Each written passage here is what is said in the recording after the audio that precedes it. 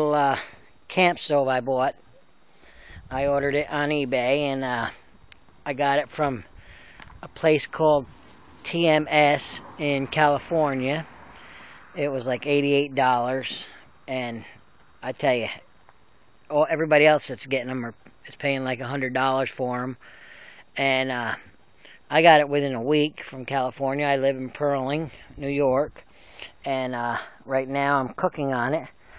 I'm making spaghetti and veal, and you can see it cooking away nice. The stove is really, really good. I tell you, I love it. The only thing, like everybody said, I did a lot of reviews, read a lot of reviews on it, and they said the paint really sucks, and it does. So you have to burn the paint off and get you a can of barbecue grill paint. That's what I did, and I painted it, and I had to change the handle on the door because it wouldn't shut tight. There's a fire going in there now. It's a nice little stove. The handle that came on it really does suck, just like the paint. The stovepipe, it comes in sections, and when you repaint it, you gotta sand it really good where they join so they don't stick together, because the creosote makes them stick. But anyway, I put a little damper in there. I drilled a hole and had a piece of rod, put it through there, and I welded a washer to it so I can dampen it right down as low as I want to, so it really saves the wood. And it has damper holes in the front on the door, and has damper holes on the back, which is really nice. A lot of people are having problems getting theirs lit, and it has an ash tray. Well, it's not a tray, it's a little vent on the bottom that you can open, and you can clean the ashes out. And I found if you leave that open while you start the fire, you can see it under there, maybe. But I found if you leave it open, it gets draft, and the fire will really start going. Then you just shut it off, shut it down, and use it as normal, just as a clean out. The legs, I had problems getting them in the hole, so I had to sand them down, but now they go in and out easy. And these tubes on the side, they come off, and I cooked baked potatoes in there. It was really cool. I've cooked venison and onions and peppers on this, and it came out really great. These things on the side, if you're if you have wet clothes, hat, gloves, or socks, you put them on there, and they hang right next to the fire. They don't touch the stove, so they don't burn, but it dries them right out nice.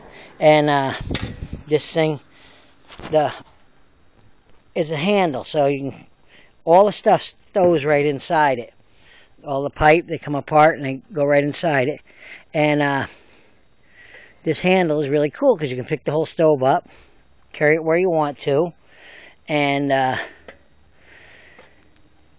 I've seen the reviews, the videos on YouTube about it, and I haven't seen anybody with it lit or anything.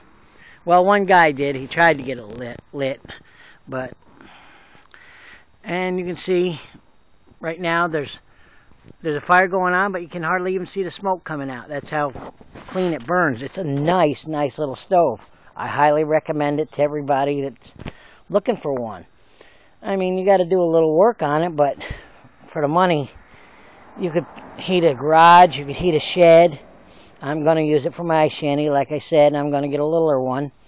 The littler ones are 13 inches, I think, long, and this is 18. So the little ones, I guess you could put in tents and stuff. That's what I want it for. And I made one before I got this one, just to see how it was going to work. I welded legs on it, a great big long stovepipe with a head on it. So I'm going to paint it so it looks like a giraffe, and put it on my lawn just to make people ask questions.